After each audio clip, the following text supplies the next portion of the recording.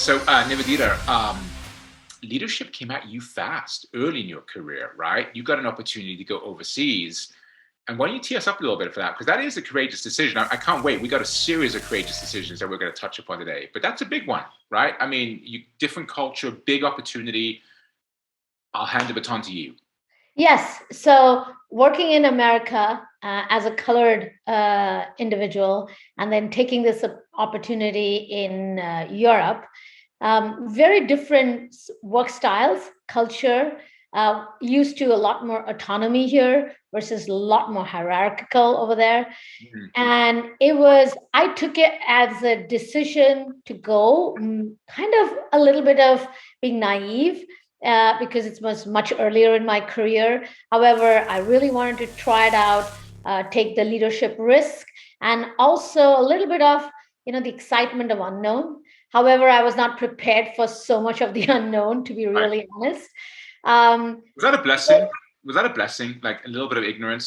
Was that kind Yes, of a good it thing? was. Okay. It was. However, I will say when you're thrown into it, you're looked a little skeptical. Do you understand exactly what you're doing? And one good thing about it was there were some really seasoned executives as well as seasoned team members who were reporting to me. And though they knew that I was new into this role and new into the environment, they helped me and guided me, and in many different ways. So in a certain way, it humbled me a lot more than I'd expected. Oh, interesting. Right. And so as part of my whole thing, I think, I believe that never say so and so doesn't fit in a certain role. It is really important to suck out the strengths of each individual and play their strengths to your advantage. And that's exactly what I did. So the seasoned team members really guided me and helped me navigate through this new environment. So in retrospective, one of the best decisions I've made in my life. Okay, so you learned how to stack talent and how to use talent and how to rely and that's humility, right? Like, hey, I'm looking for advice, I'm looking for help.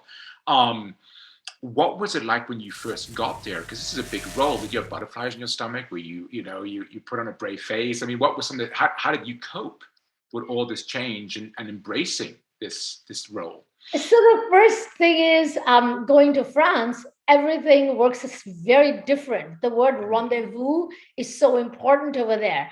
It's not that you can walk in and just start asking questions. So this patience had to become the biggest virtue in every aspect. And everything needed a lot more conversation in the corridor, a lot more than we were used to here. And so it was just learning this new ways of doing things, and being patient, and also realizing that everybody takes a lot more time to think through, unlike Yeah. we were coming from the US, where we do brainstorm together, we put our point of views across quite fast. Here there was a little bit of thought process that went in. Folks took some time, they went and thought through in their own time, and they came back. So it was a very different way of functioning. And I actually thought it was pretty nice because you got much better at evaluating rather than, just boom, come up with a response immediately. So Yeah. I try to use that, actually, that learning quite a bit. I love that. I love that because I've heard that someone once told me that in Europe you get that like level of perfection. Like they really are big on perfection and taking your time. In the US, it's speed. Yes. So having had exposure to both is are some valuable superpowers. It sounds It like you, is. yeah, It is. And I will also say there is a need for velocity and speed at certain times. yeah, However, at times, it's so important to just sit back and think through before just blurting out a response, because it's important to have a little larger context in terms of what you're scanning. In business, there's customers, there's markets, there's competition, and sometimes you don't know what's going to come through. And I know we are told as executives, you make a decision based on the data you have today. okay, Absolutely right. However, a little kind of sitting through, mulling over that Yeah. decision Right. once or twice more is not a bad idea. Yeah, okay, like a slight, like, measure twice, cut once, right? Yeah, Take a exactly. slight pause. There's a middle ground there. That was what Yes. I'm hearing you say. So you've gone to France, you've run a successful team, you've learned a ton, your confidence levels are high, right? You're feeling good about it. And then, and I'm sure I'm chronologically might be skipping a few steps here, but thematically, you decide to go join or start, not join. You started your own company, correct? That's right. I did start my own venture-backed startup. It was in the location-based space. Having learned a lot in France, and specifically the mobile technology was really growing rapidly globally. Actually, Europe was taking the lead, and then APAC was really catching steam very fast. It seemed the right place to go and invest and use all the skills and knowledge that I had. So it was great because I founded everything from ground up, building the team, the product, uh, you know, getting it funded through venture-backed angels. So it was really exciting. Yeah. However, around 2009-10 period, if you remember, it was really one Oh of yeah. those Oh yeah. tough times Absolutely. when markets tanked pretty significantly. And while the company was in I would say, just about at the hyper growth stage, we were doing pretty well in India with the text messaging solution. And it was the right time to enter the European market. Being a novice entrepreneur, I never realized that I would have issues raising the next round.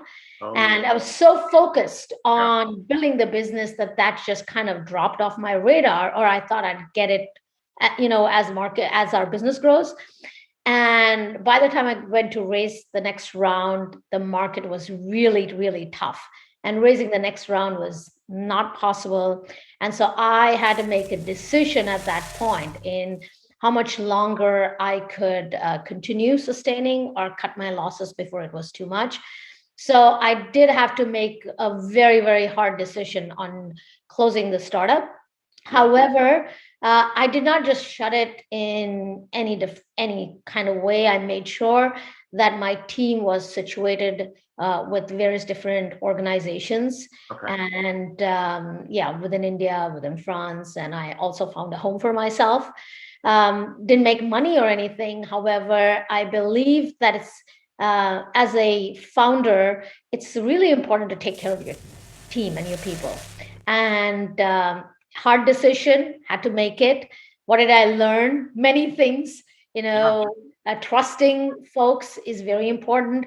You need to be there for your team, because the teams today is still there for me. When I reach out and I need anything, they're always there to help me. And I didn't know it was called servant leadership, but today when I hear about it, kind of that's what I was trying to emulate at that time. And it was fun. That experience is something I cherish and I will always keep to my heart.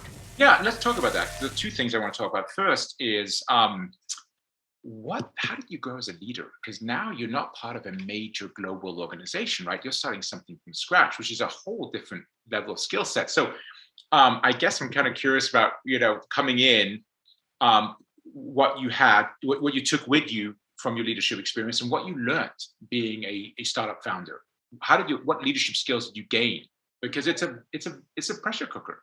It is. So, first is you got to pivot very fast.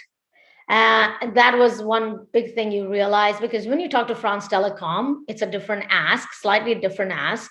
The markets are different. Then you talk to Telecom Italia or AT&T. So on a high level, the product seems very much the same requirements. However, I'm also talking on the phone, and the OSs were fragmented, and every operator really had some different flavor to it. So the amount of work that we had to do to customize to fit into the app store was a lot. Would I want to do it again? No, I would not do it that way again. So there are many aspects of it that I've learned, which I would be a lot more smarter technically also in the tech Okay. stack, and how I would go about utilizing more APIs or leveraging developers, or leveraging even platforms in a very different way. So on the tech stack, the decisions are made that I make today are very different.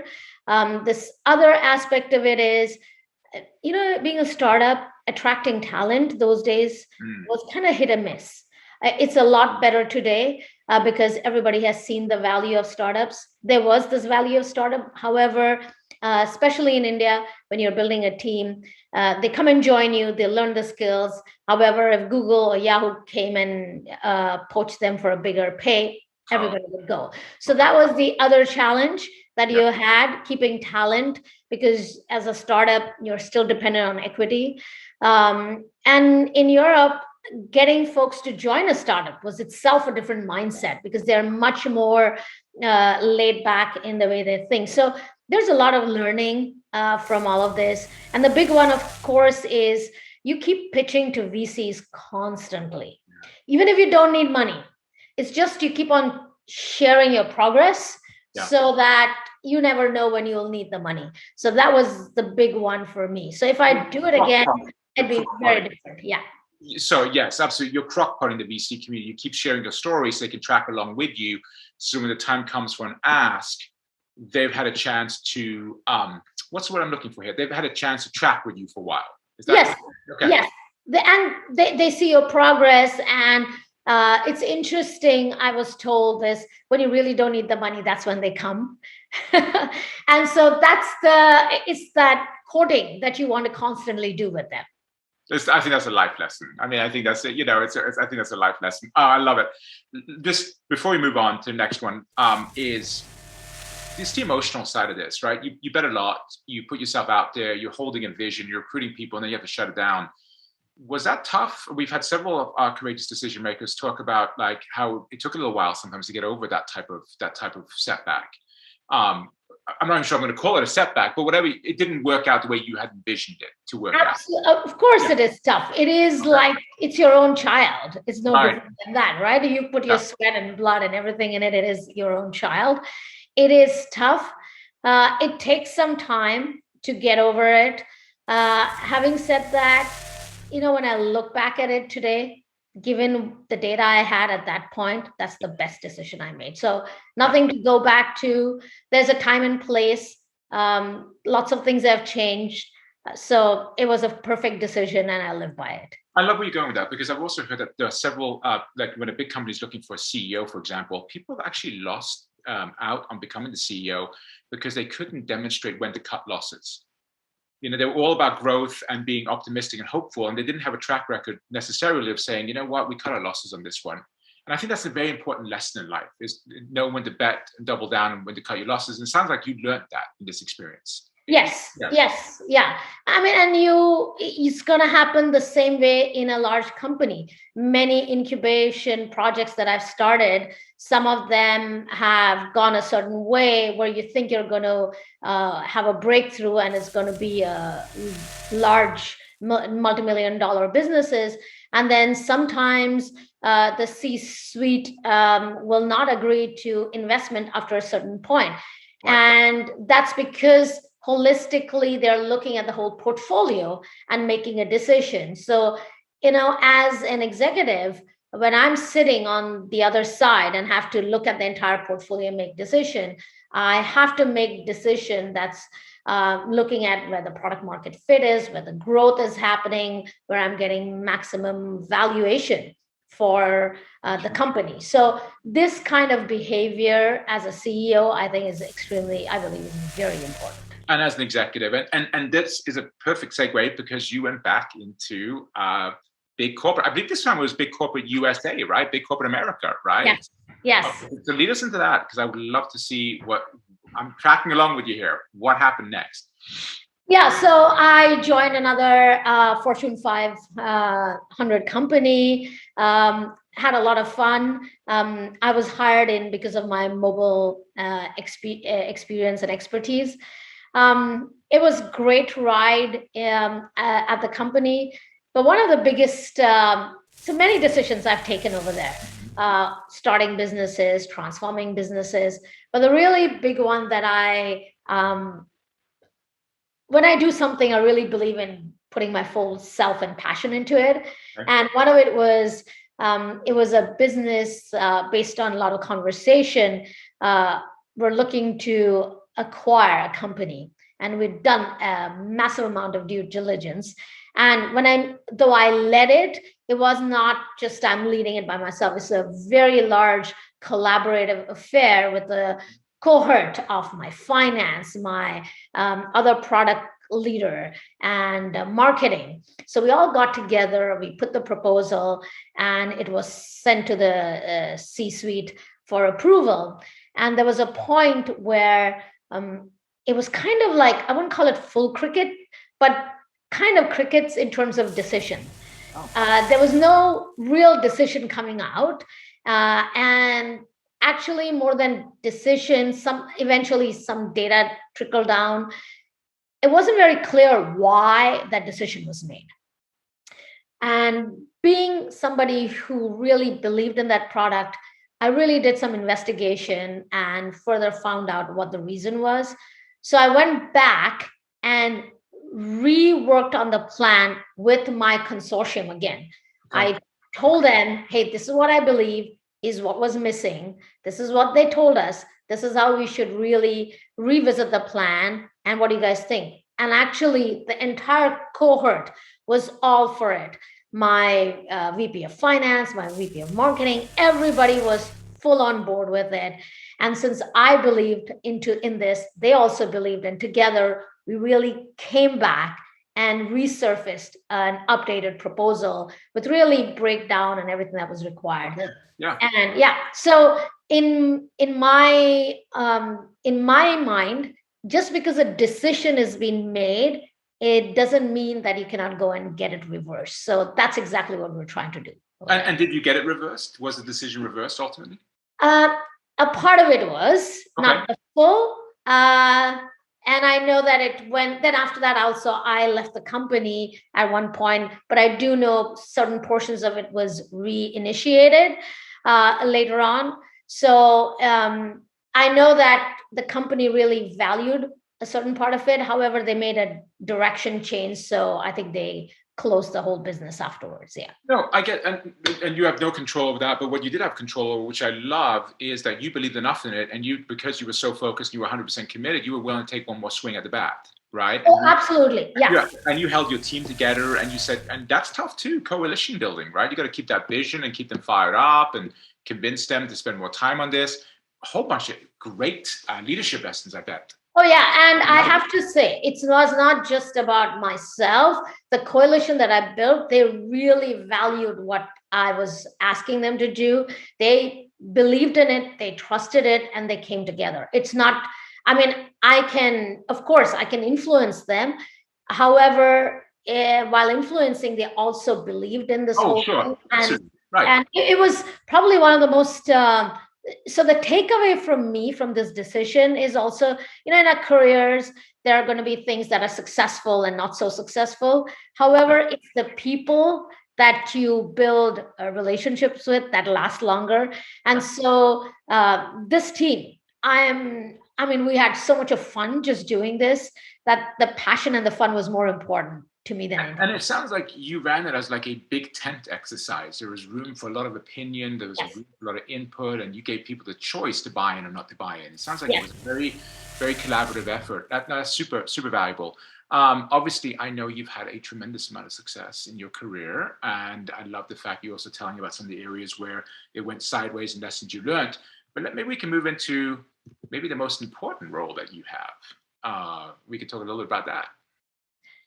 Being a parent. Yes, being a mom, right? Yeah. Yeah, that's a really important role. I think that sounds like that might be the most important one. I don't know, but it sounds like it. So, So, till you don't have it, you don't realize it, and then when you have it, you're like, oh, okay, that needs more input and more patience and more decision making than anything else you've done in your career.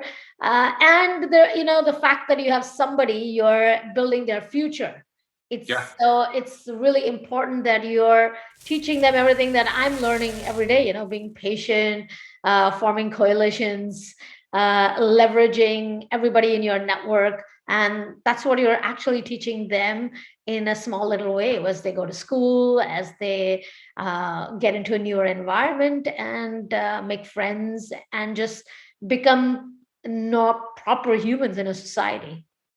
Yeah, no, that's the most lasting legacy, right? Most important legacy, 100%, no question. And yet it can be challenging, right? And we've had several talks where people said, look, balancing, is there a perfect line? I'm not sure if I'm doing it perfectly as a parent. Like, any of those type of experiences for you, maybe even in the pandemic, where you're up against some both very powerful decisions, right? But how do you navigate that?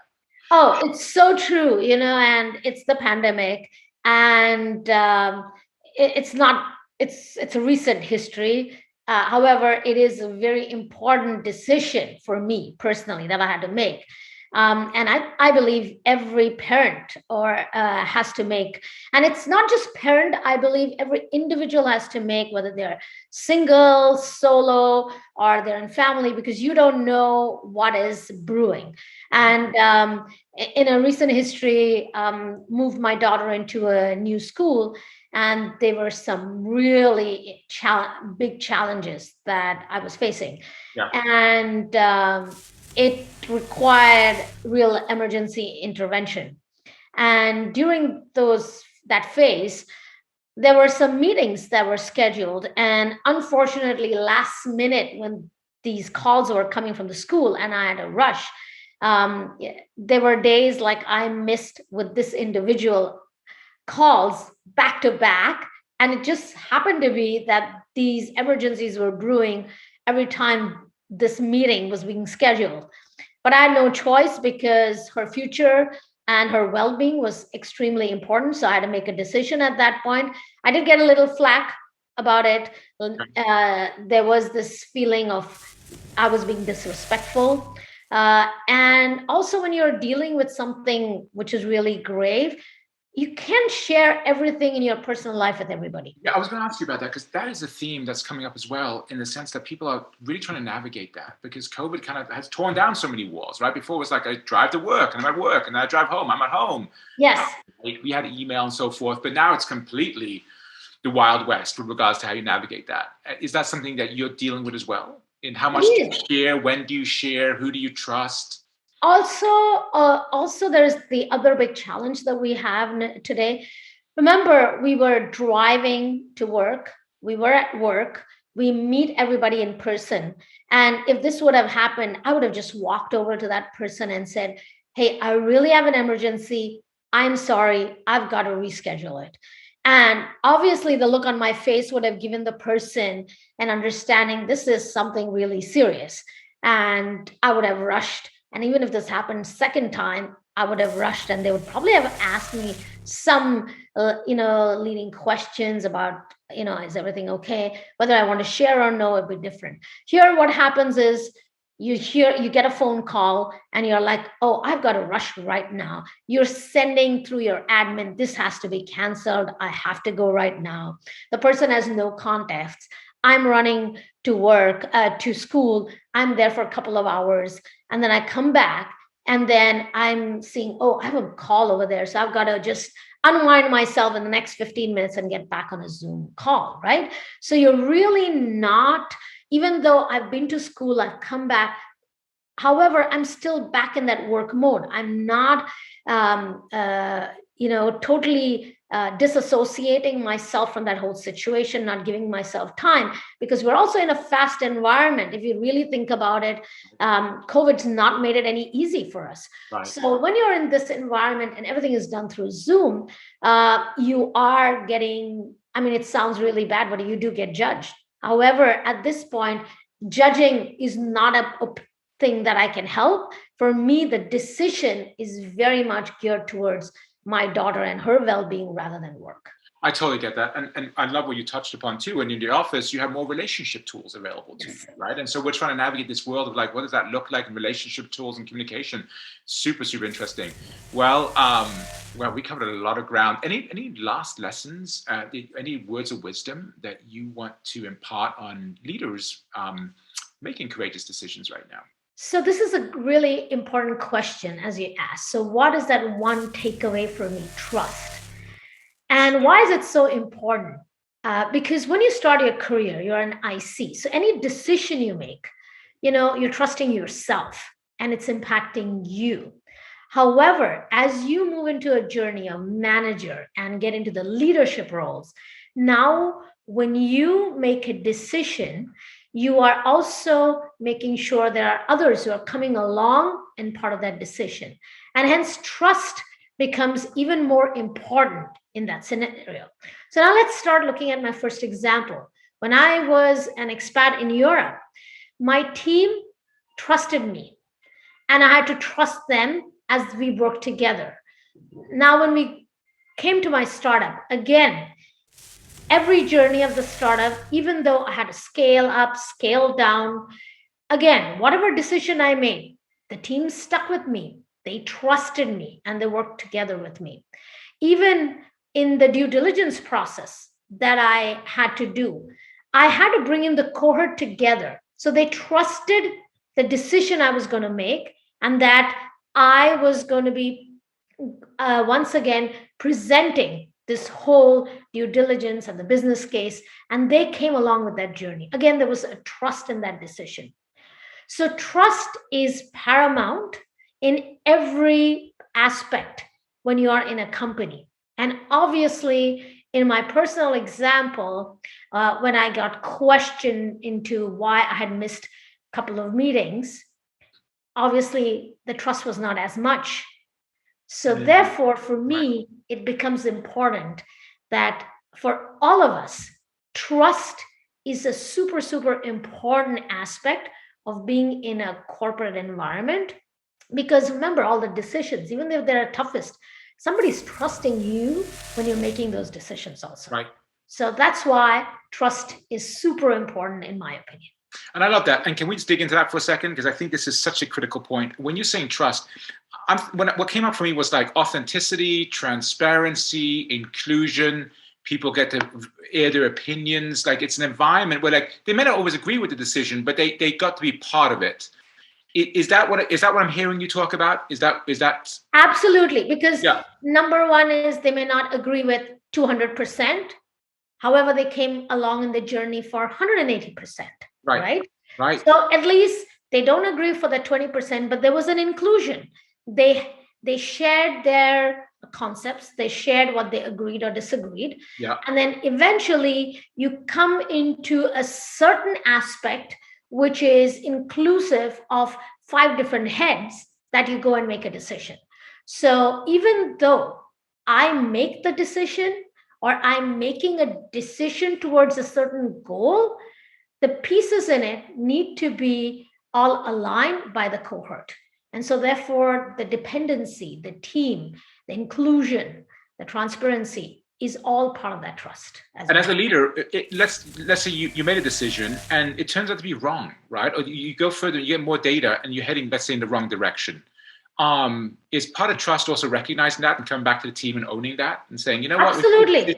let's rethink this. Absolutely, because we made a decision based on the data that was available on that day and that time in that circumstances. Yeah. And then market may have changed, right? Or businesses went out, or whatever that was expected did not happen in some way for whatever reason it could be.